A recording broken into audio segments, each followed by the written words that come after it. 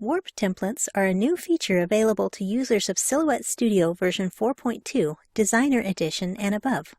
This is a new tab added to the Warp panel.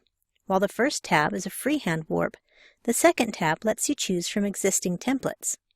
You can use the warp templates with text or shapes, so let's go ahead and use this hello phrase. Select the shape or text you want to warp, then choose any template.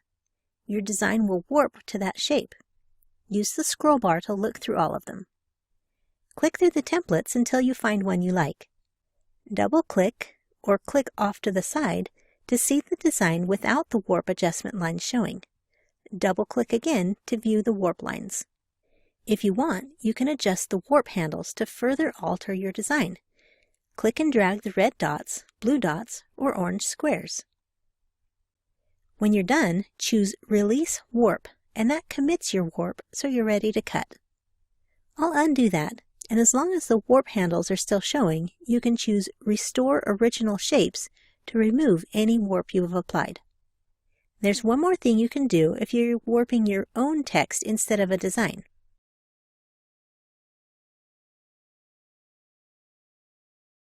If you type your own text and warp it, double-click once to view without the warp lines, then double-click again and you can still edit your text. Click away once, then click once on the text to see the warp adjustments again. Once you click Release Warp on text, it can no longer be edited. This can be a fun tool to quickly warp text and shapes in Silhouette Studio version 4.2, Designer Edition and above.